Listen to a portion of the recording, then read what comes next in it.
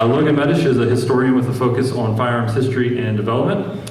He runs high caliber history and has more than a decade of experience working for the Smithsonian Institution, National Park Service, and NRA museums.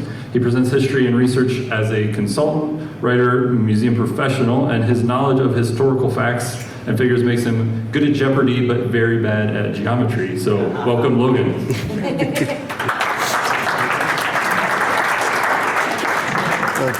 Thank you, Danny, for the introduction, and hopefully you haven't oversold my presentation with your interest. But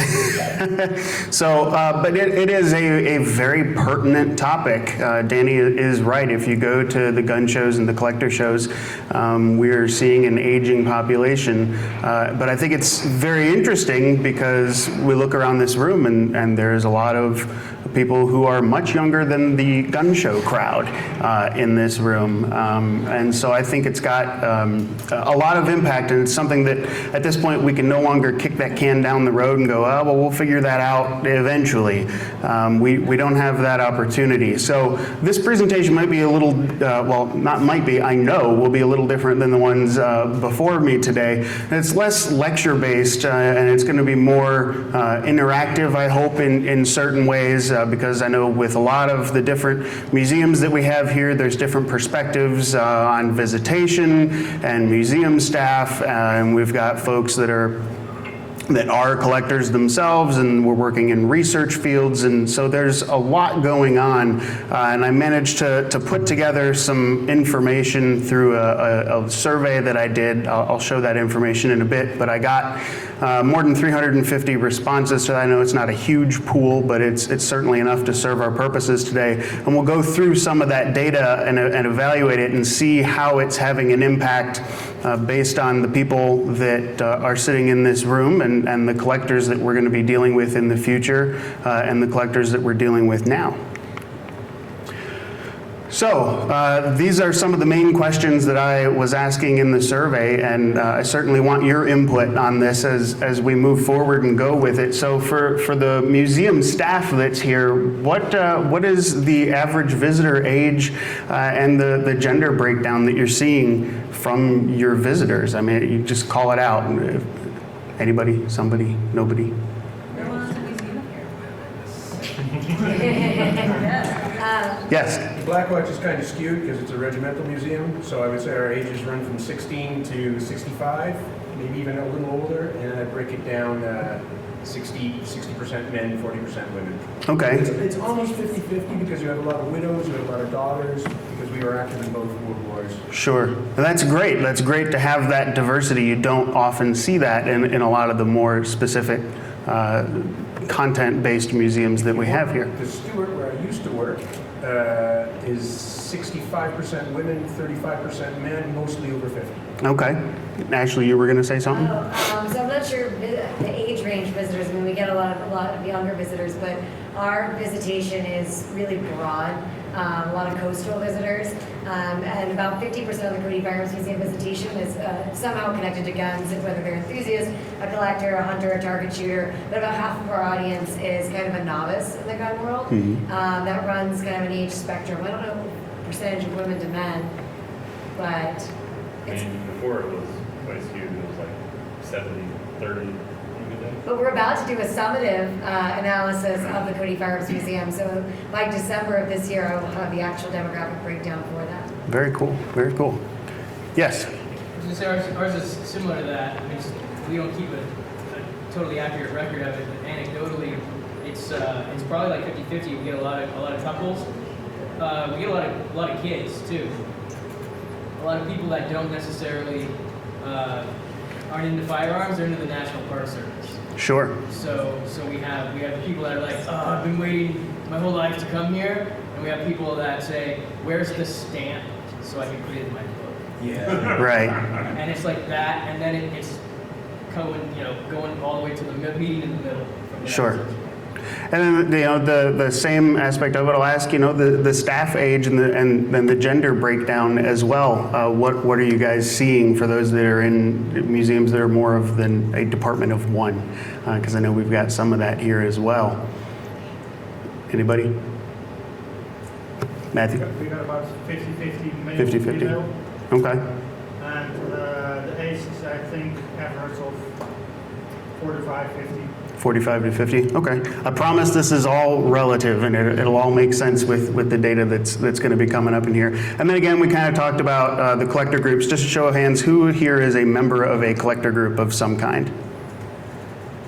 Okay, most of the room. That's interesting based on what we have coming up later on.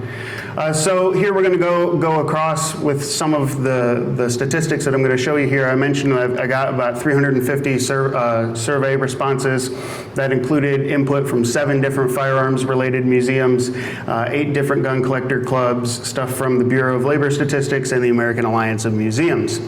And then shifting it over, because everything, whether you want it to or not, has a personal bias and a personal bend to things. But I've been working in museums in the public facing and behind the scenes for 10 years. And when I was with the NRA museums, I was working with their about 100 collector groups for 5 years there. So I got some insight into the collector aspect of things as well. So again, this is not science. You are free to disagree with anything you see up here. In fact, I encourage it. I want your feedback. This is designed to be a conversation and not a lecture here. So these are the survey results that I got back. And this is interesting to have heard some of the stuff from the different museums, 16 to 65, 50-50 with male and female. But the survey results that we got back were 96% male and 4% female. And I think that says a lot more about the firearms community than it does necessarily museum visitors.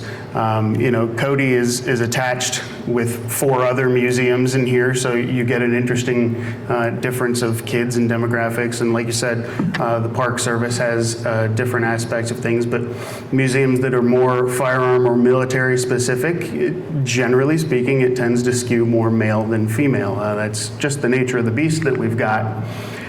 Age range, 8%, 18 to 24, 55 to 64 is 14%, 45 to 54, 15, 65 up, 15, but that sweet spot, the 25 to 34 that everyone's wanting, we're looking at 31% here. So that's actually a redeeming quality. I was actually surprised that we got 31%, that a third of them were in that younger range. I'm not gonna lie, I was expecting it to skew a little bit older, but it's certainly good to see that it's not.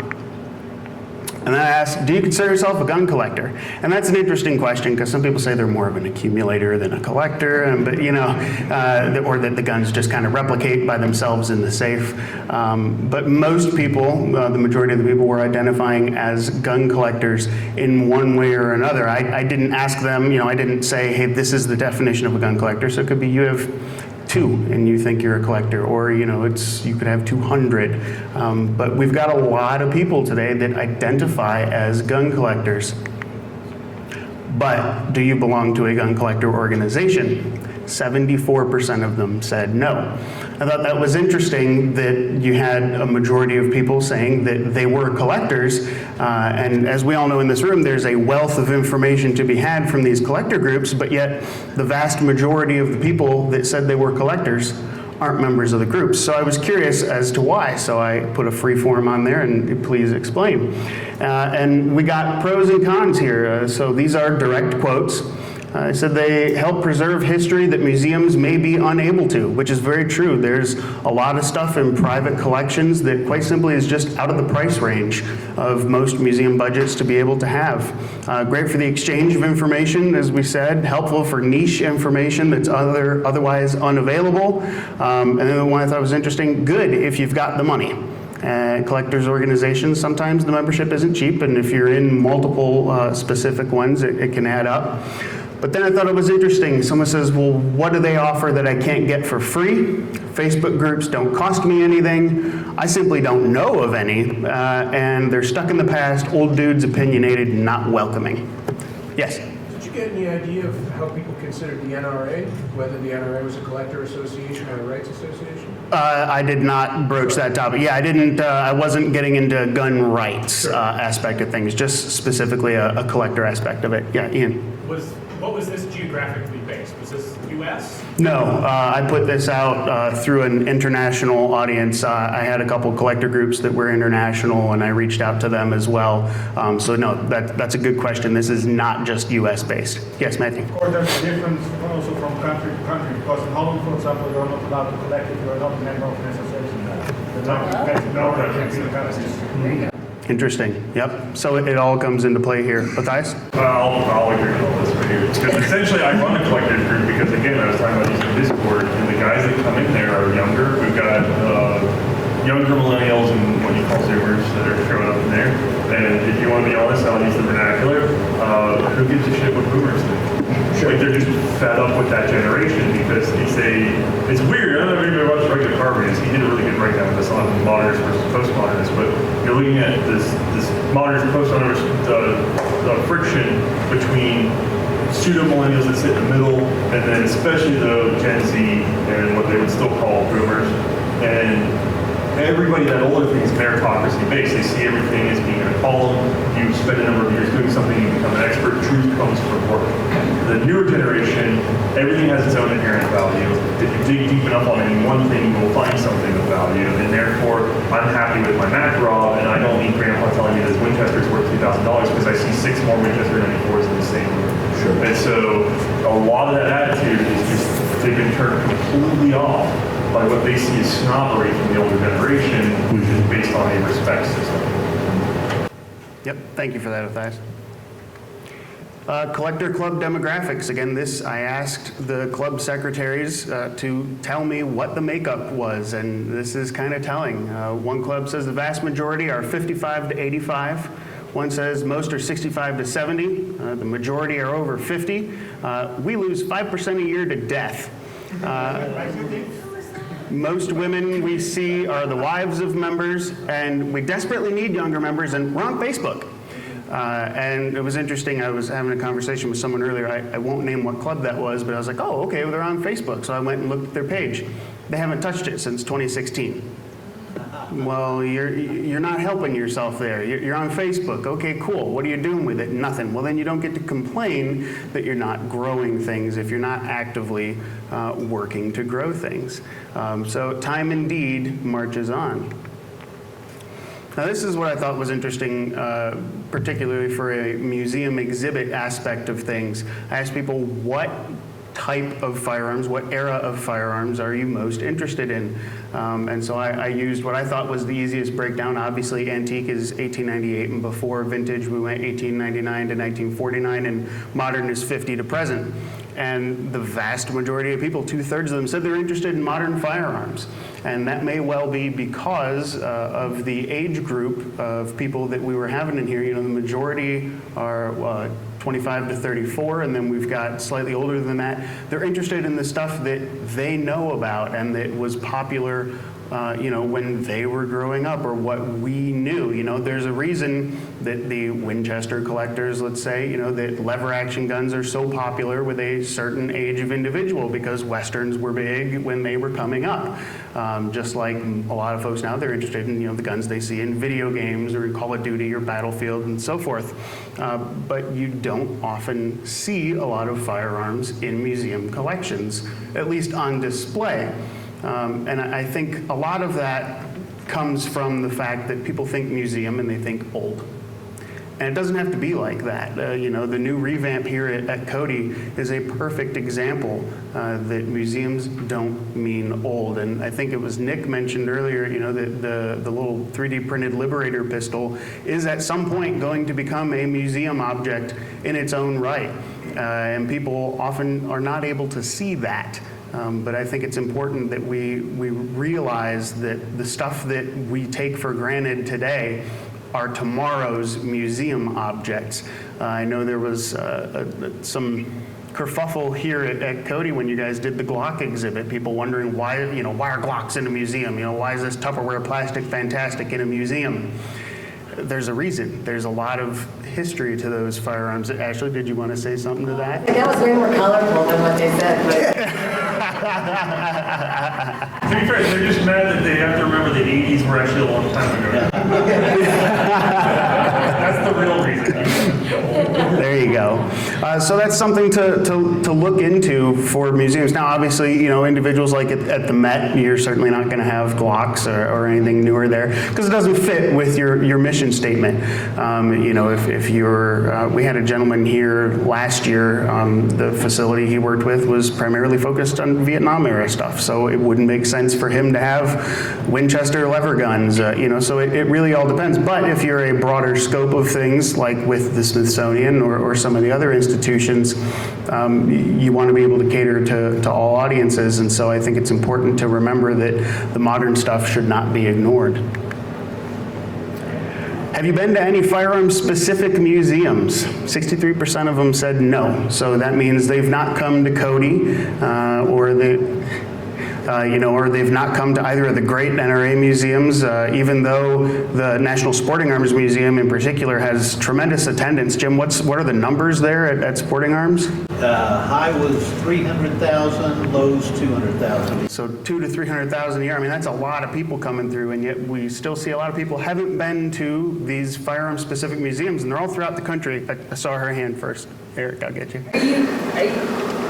Cody is a firearm-specific museum, but it's attached to a larger group. So Right. Are you defining that as something that's inherent focus? Because I mean, we have groups that have very large collections. Right. That'll be the next one we're going to. Have you been to any museums just with firearms? You know, not necessarily a firearms museum. There is where we get into people. That's okay. At least we're thinking alike here. Did you have a question, Brew? No, I was going to say your last pie chart was back. Oh, was it? Well, you know, see, that's not good with geometry, not good with math, you know? See, we went over this, but ask me some obscure stuff related to Jeopardy and, you know, we could do it. The last slide you were on is pretty interesting. I think the current surveys for museum attendance, just in the U.S., has an adult been to a museum, it's something like 15% of the population. So it's maybe a little more than double if you narrow down the population to people interested in guns. Are they going to bother to take the time to go to a museum that suits their interest? Right. It's still not overwhelming, but it does bump it up from the actual general population. Do you know if that number's up or down? I don't know. I think it's down. Yeah, museum attendance last year was down. Smithsonian published all their attendance numbers and definitely in 2018. Yeah, I think it's a virtualization of entertainment. Like people have really learned to stay at home. And then I was asking for different museum visitor feedback that folks have come up with, and some of these I've put percentages next to them because I calculate how often these same things were coming up in the responses. Need more tactile interaction. Cody has certainly solved that. A third of people were saying they wanted stuff that they could interact with. Better labels, more than just make, model, caliber, year. That's stuff they can look up on Wikipedia. But that doesn't necessarily have to be in your specific each gun label. Make sure you've got good case label as well. Context is key. This is the place where the term gunquarium was coined 2 years ago. Just a bunch of stuff in a case with no context. Context is key, and the visitors know that. 45% of them said it. Again, modern guns not represented. 30% of folks saying they didn't see that. I know Danny is going to talk to this tomorrow. I had a few people saying, do an exhibit on video game guns. And that was also a popular thing when I was working, doing tours at the NRA museums. People were curious, wanting to see video game guns. Where's the stuff from Call of Duty, and where's the stuff, from Battlefield and so forth? They wanted to be pushed towards that. And again, it's a pop culture thing. People are attracted to what they know and what interests them, which again goes into why, they say movie guns are great. The NRA's Hollywood Guns display has been one of the most popular exhibits that they've had there for years because people relate to it. They go, oh man, I saw that gun, I saw that movie, and now I'm seeing it. Layout with a purpose is important. Think about your exhibit design. Don't just let people wind through and wander. Nice seeing a wide variety of the types of guns from different time periods. I mean, that's good to hear. And this is an interesting one. Must have good lighting and angles. if any of you, a year or so ago when the American Revolution Museum opened up in Philly, there was an article in Man at Arms magazine where a group of those guys went up to the museum and they were decrying the lack of lighting in the museum and that they couldn't see any of the detail and they couldn't see the stuff, and they were bringing personal flashlights to shine on the objects. And they drove that point home like 3 different times. Make sure you bring your own flashlight. And of course the museum professional inside of me is screaming, the light level is low for a reason, you know, this stuff is fragile, but you know, by all means bring your own flashlight. Now, Erik. I can add to that. When Stuart published that, you know, I had been to the museum. I thought that was really unfair. The museum had just opened. They were still in the process of adjusting light. They have mixed stuff. So that great musket is next to a surviving Revolutionary War uniform. You can't cook it up like a French fry at McDonald's. And the median age of the American Society of Arms Collectors is about 85. So I didn't make it to that one, sorry, I would have brought it down. No, you're exactly right. I thought it was totally unfair. You're absolutely right. Instead of asking for clarification, they just went ahead and they slammed what I would consider one of the best exhibits of early American firearms you can see anywhere. Yes, it is a fantastic exhibit. If any of you haven't been, you're missing out. You really need to go. It's fantastic stuff. Othias, did you have something? You pay to like these museums, because I imagine it's expensive. So like longer complimentary night vision goggles and no light. They deserve everything. There you go. And everybody can see everything. I like it. Dave? We had one in a case with American Indian clothing and stuff, so the lights were dim. So I received a comment from as a psychology major, I know that you are downplaying the American Indian and disrespecting them and blah, blah, blah. I'm just like, what the hell do you... Next they're going to tell you about your problems with your mother too, right? You know, yeah. Weed too young, David. Yes. I was just thinking, so from on the last one, you know, just like visitation and numbers and whatnot, it's interesting, you know, where I grew up, like it takes 3 days to drive here. It takes me a week or a plane ride to get out to like where I work now. So I think just for me, I have this in the back of my mind whenever I'm working, you know, it's like that's where your digital, that's where your social media, that's where your digital application of this makes it so that like someone like me who is like, I'd love to go to Cody or Springfield Armory before I lived on the East Coast. Like, I can't just take a week off necessarily and do that and pay for it. And so that drives my thought process when I'm trying to like think about how to create this content. Like, people want to see it. Want to, but they may not be physically able to get there. Well, yeah, basically, like, you've got to be able to entice people to come to you, because when I was a kid, I remember traveling to another state or whatever, or going to see things, events, or sites. It was an exciting thing, and I looked forward to it. You know, gas was cheaper, it was easier to travel. That was something you did with your family. Sure. Now, it's kind of not encouraged so much among families, because gas is more expensive, travel itself is more expensive. Why do that when I can go online? Right. You've got to be able to entice the people to be able to come to you, and I think that's what everyone's running into the problem right now. But something like interactive exhibits and things like that, or things they can relate to, definitely big key features to bring people in. Yes, absolutely. The flip side to that is I grew up a stone's throw away from the Smithsonian museums. Every school field trip was the Smithsonian. Yep. Every family outing was the Smithsonian. And the motivation for me to go again was really low because I felt like I'd seen everything. So there has to be a way to entice the people who live in your backyard to come back, to be like, here's what's new. Yes. Here's what you haven't seen. Here's how to get them in the door, because I haven't been back in a while, and now I'm getting to the point where I was like, you guys have probably changed things up since then, so now it's probably time to go back. Right. But as a teenager, I had no desire to see the Smithsonian again for the 15th time.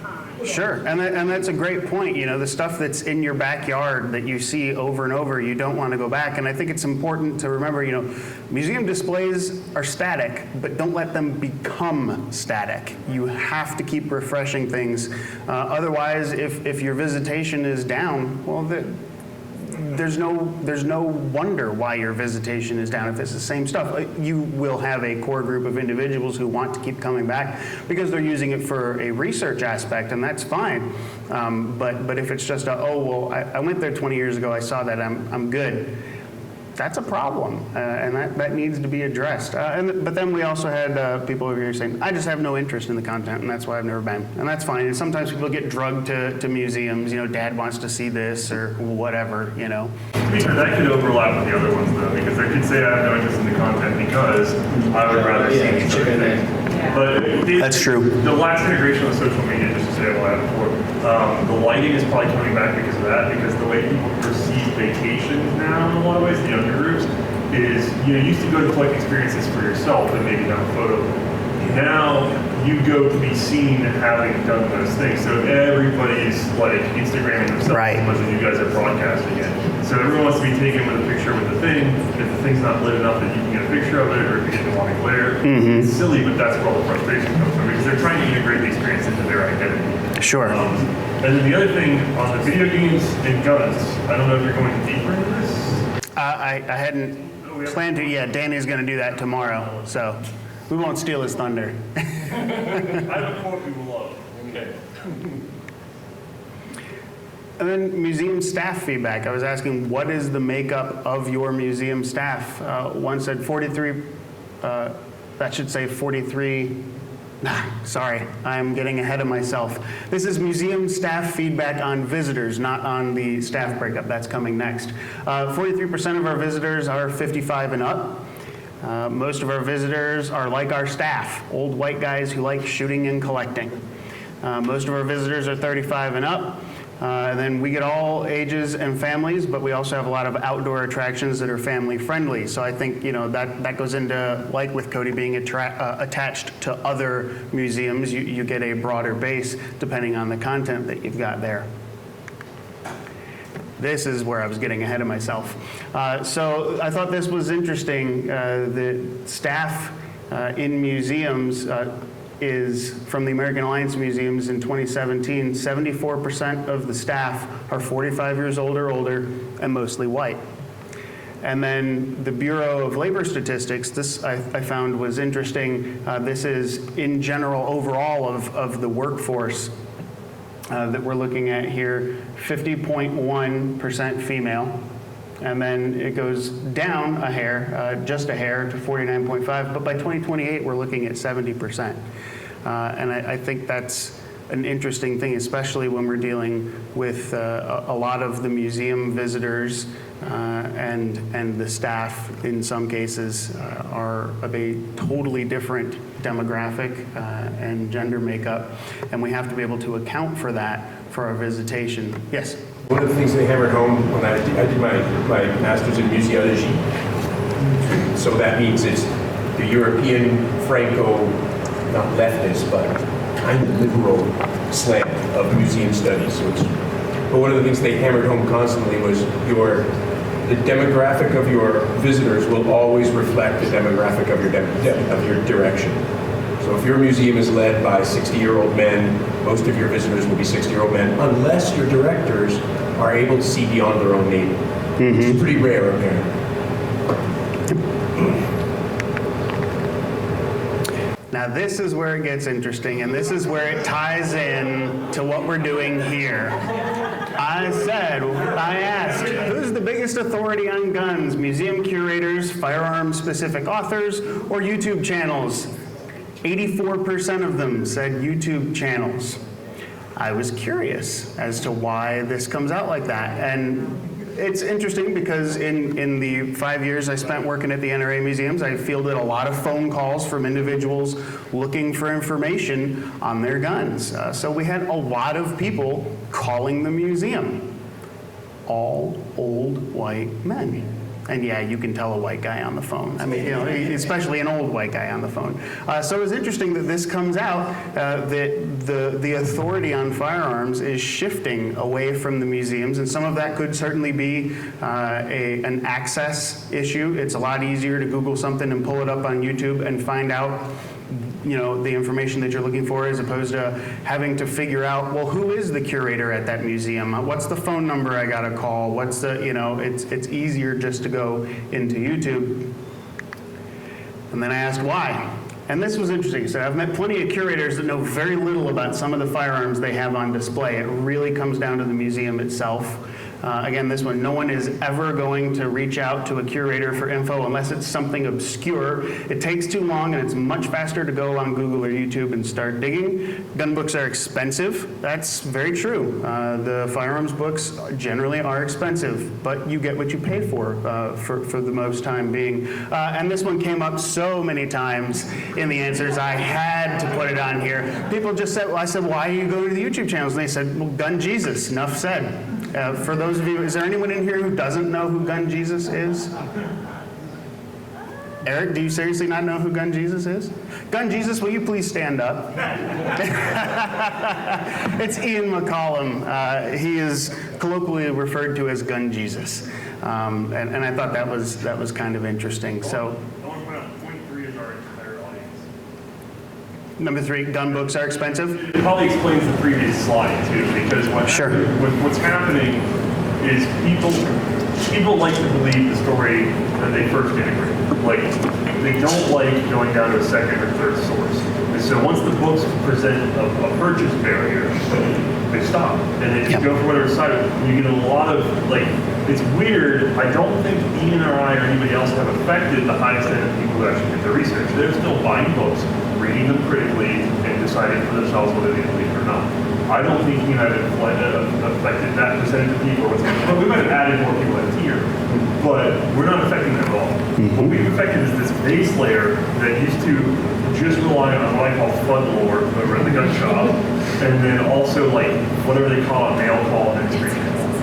And that was sort of their understanding, because they were never going to take that next step. So what we've done is we've taken the bottom and brought it up to the middle.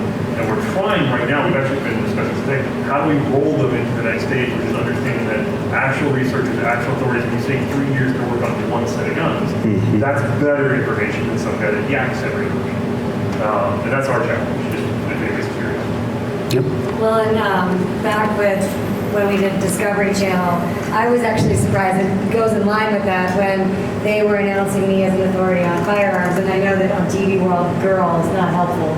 But I had someone say that a museum curator was akin to a guidance counselor, and what do we possibly know about guns? And that was one of the biggest criticisms of my area of expertise, was the lack of faith, which, I mean, I get it in some respects and others do not, but I was so shocked at the online kind of trolling of, just the curator position in general, what the curator actually does. I thought that was fascinating. And I think a lot of that, in some ways, is because people don't understand exactly what a curator is. But because the word curate gets thrown around in so many different contexts. They've got these clothing subscription things where they will curate your outfit. You don't curate an outfit, Curate playlists. Right, and curating playlists, you don't curate music, you listen to music and you wear clothes, So I think it's an issue of people don't often understand what a curator truly is. To be fair with the response rate for you having younger people, again, I'm going to go back to nobody cares what boomers say. A curator sounds like a boomer title. I know I sound silly when I say this, but this is what I hear all the time when they label everything.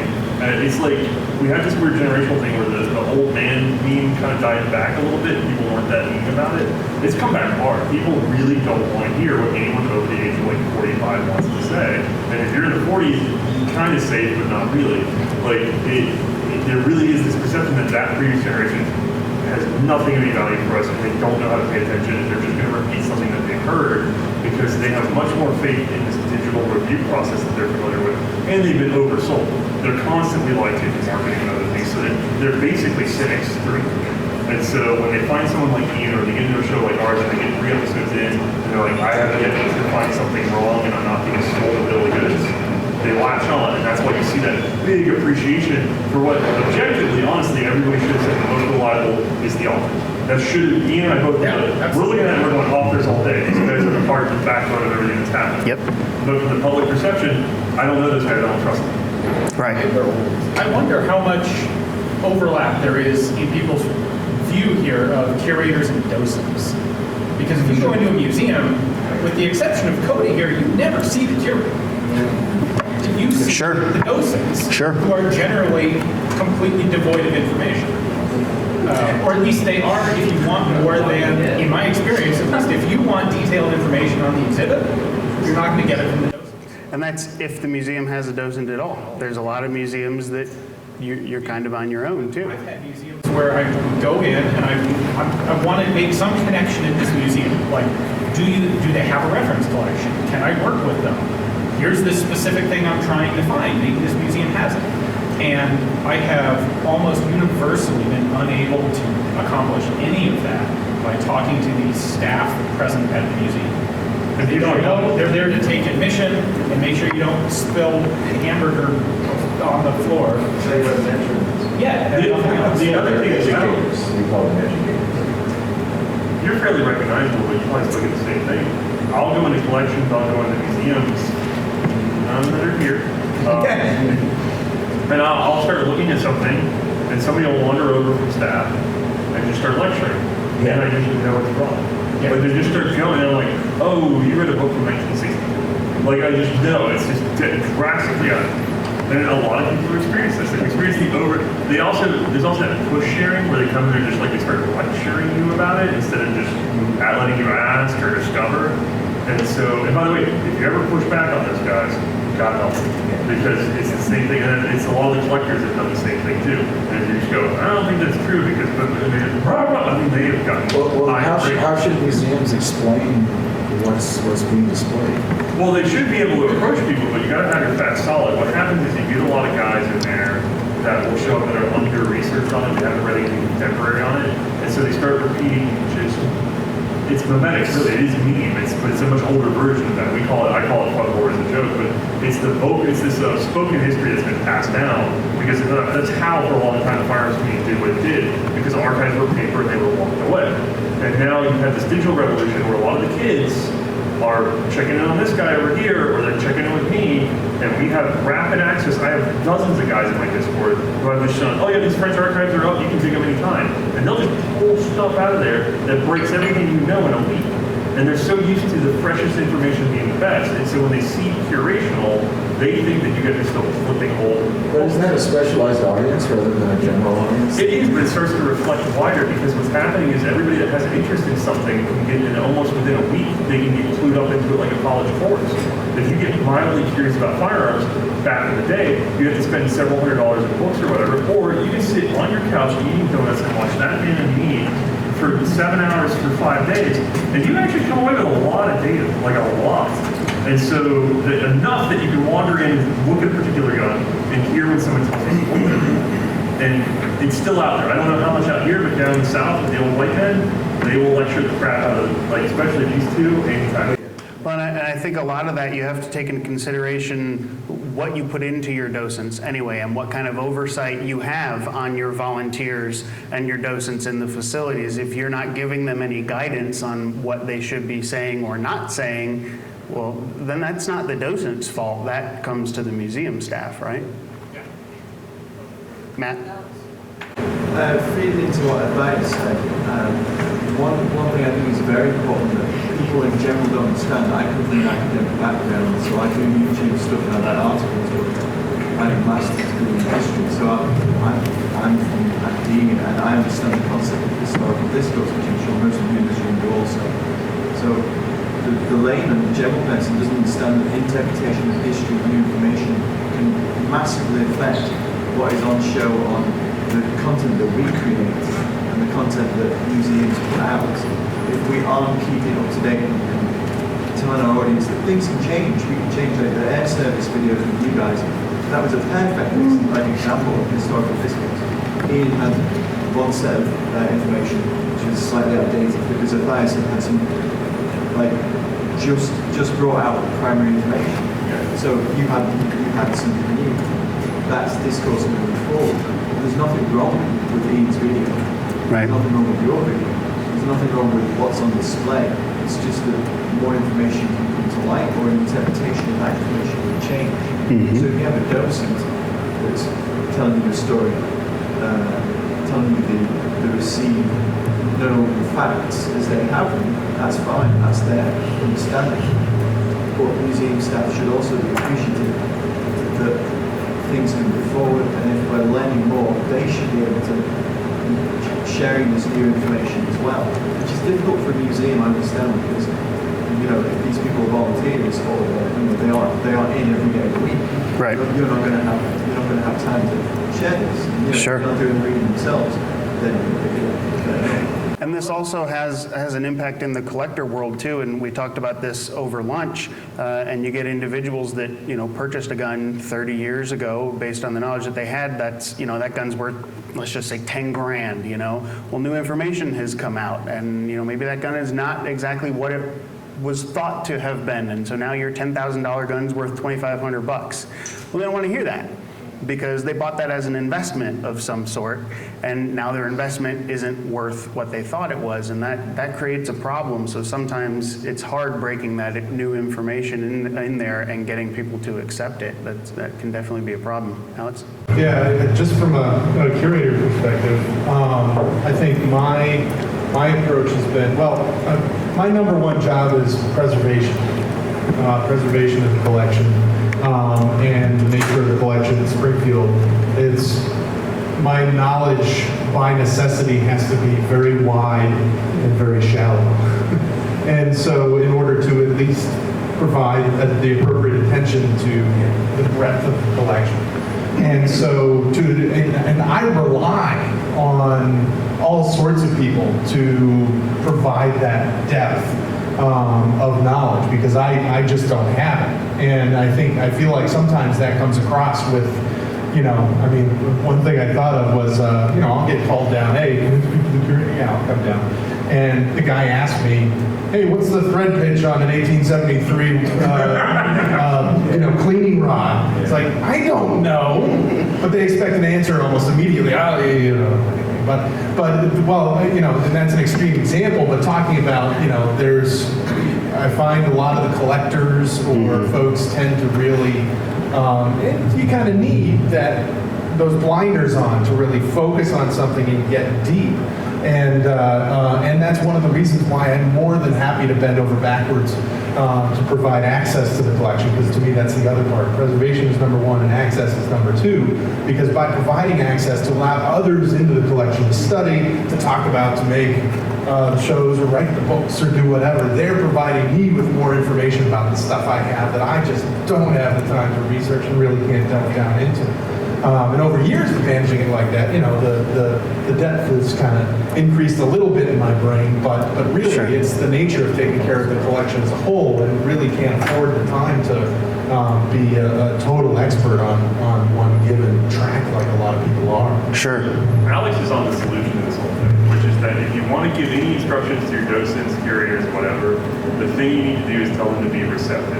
Yeah. Just receptive. You don't have to believe everything the person's telling you. I've had people send me expletive-laden emails about how I'm wrong about something, and I've just copy-pasted out what wasn't profanity and responded and said, all right, where's your facts? Like, where's the resources? Where's it coming from? That's all you do. You be like, wow, I have not heard that. Where did you hear it from? I'll jot it down and give it a read.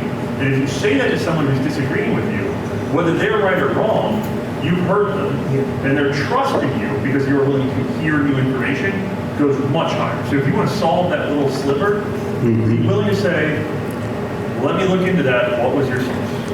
And don't be like, well, where'd you hear that? And just be like, oh, really? I haven't read that. I don't want to hear the source because my data came from wherever. Yep. And then you just write it down. That solves so much of this problem. And then Alex again hit on something that I think he and I are trying to sell to a bunch of museums, because some people get to us like, why would we give you resource time in our collection? You're like, because we're going to flush out all the crap. Yeah. Like, you have to take care of this collection. You put us in some gloves and let us in here to take some photos and take this data back home and process it for you.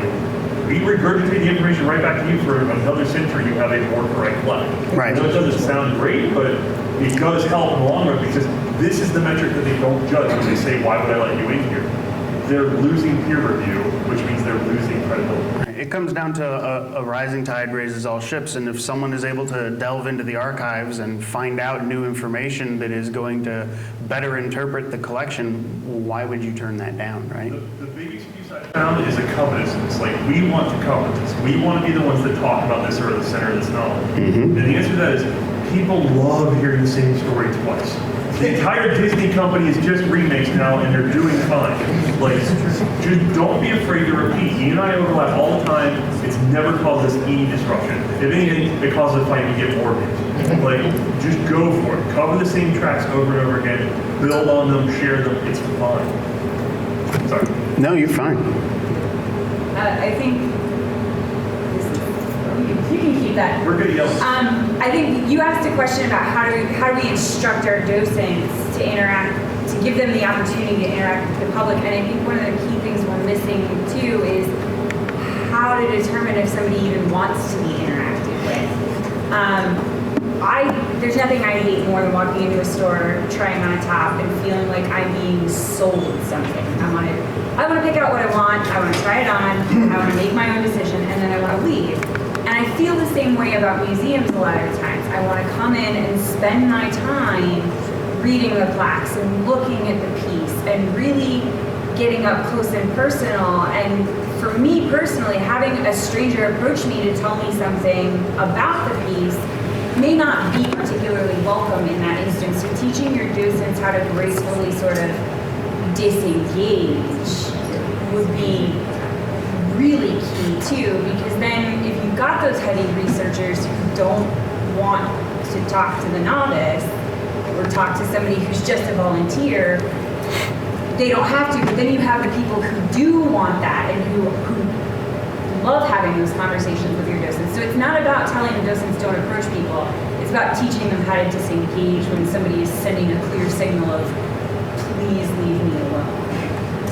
And if I can kind of touch on something that Othias said about the limitations in access, the number one thing I've encountered working with museums across the country, and especially in our museum, is we want people to come in and do research. We're so short-staffed, and most museums have a policy that we can't leave you alone.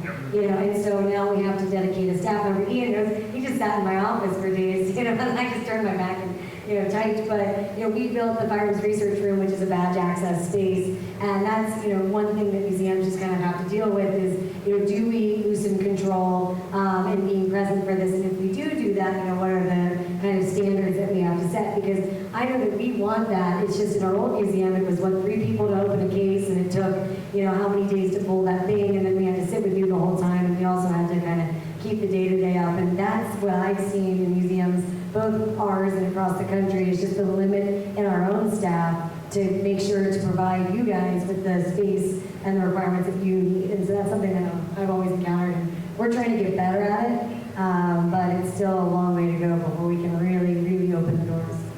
Of course, I am always very open for researchers to come over. I mean, Jesus has visited us, has visited us, and we learn every time over and over again. I mean, Ian was able to identify a very rare semi-automatic rifle that we have in collection that we didn't know anything about. So the time that you spend on a researcher who's serious and comes into your collection always worthwhile, because it pays back in the information.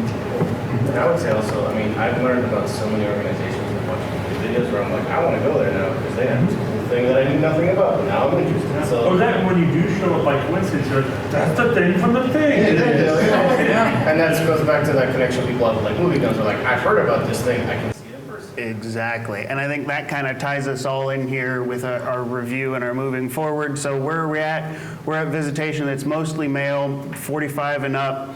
But people see themselves as collectors, but they're interested in modern stuff that they're just not seeing in the collections. And then unfortunately, the collector clubs are literally dying. And YouTube is supplanting curator knowledge in certain instances. So as we move forward, both as the next generation of curators and collectors, we have to look at what is it going to take to bring in younger and more visitors and club members. Do we concede that that the concept of the collector club is actually dying and it will fade away, the pay-to-play concept of that, of being a member versus being a member of an online community, which has much broader reach. Is it just that the concept of a collector club is shifting? Ian? I think really the club concept isn't dying at all. It's probably growing, but it's moving online. Yeah. Why? Right. Because in 50 years ago, you had to have a room like this full of a bunch of people who were gun collectors if you wanted to have a conversation with a bunch of gun collectors. Sure. Today, that's almost the least efficient way to do it. Why would I do that when I can right now flip open my laptop and have a discussion with gun collectors literally across the globe? Yep. I don't think clubs are dying. I think they're just shifting. And in many ways, I think that has an opportunity for a lot of improvements. And I think that will come with a redefining what is a collector club, because I think if you were to say to someone, hey, what's a collector club? They envision this, a room full of individuals, whereas in the future they will view a collector club as an online community. So I guess what I'm saying is, with the clubs dying, I think the concept of the physically gathering in one room to exchange that information, that aspect of it, I think is dying, and it is moving. Individuals. Well, that too. We saw that based on the membership ages there as well, and that's a problem. And that may solve itself as we move forward, as people literally age out and we move to a more online presence of things. But it's certainly something that we have to be cognizant of. And then this kind of ties into the social media stuff that we've been talking. What can the museums and stuff learn from YouTube channels like Forgotten Weapons and C&Rsenal? Is that information something that can be incorporated into their exhibits? A lot of places are incorporating interactive videos and things and stuff, and I don't know, maybe C&Rsenal or Forgotten Weapons, might be able to work out some kind of a licensing agreement or whatever to have their videos in exhibits and such. That's certainly a possibility, and I think that connects a younger audience with people, because they're going through and seeing, hey, not only do I recognize this gun from Call of Duty or whatever, but hey, I've seen that guy on YouTube, or I've seen so that creates an interesting way for things to be able to move forward as well. And then again, the next question: does the museum space face a fundamental change in the future? Personally, I think yes. We have to move away from the concept of the gunquarium with a bunch of stuff thrown on a display case, because what is the gunquarium equivalent on the internet? It's Instagram. You can go to a page and you want to look at just a bunch of guns, bunch of pictures of guns, go onto Instagram. So the exhibits have to be something to entice people that they want to actually come and see and experience, and it changes the way you think about your museum exhibits and your designs. And so just as the museum staff has to evolve and change, the collectors are evolving and changing as well, and people are collecting things that they weren't collecting 50 years ago, and starting organizations and forming different groups. And we have to be receptive of that, again, because I was saying, the stuff that's new now in 50 years is the stuff that's going to be in museums. So with that, I will kind of wrap up. I don't know where I'm at on time. Well, I was going to say I was going to wrap up and we can just go to Q&A. So, so thank you for having me. I appreciate it. It's been great being here 3 years in a row, and it's an honor to be able to speak this year, so it's very cool. Thank you.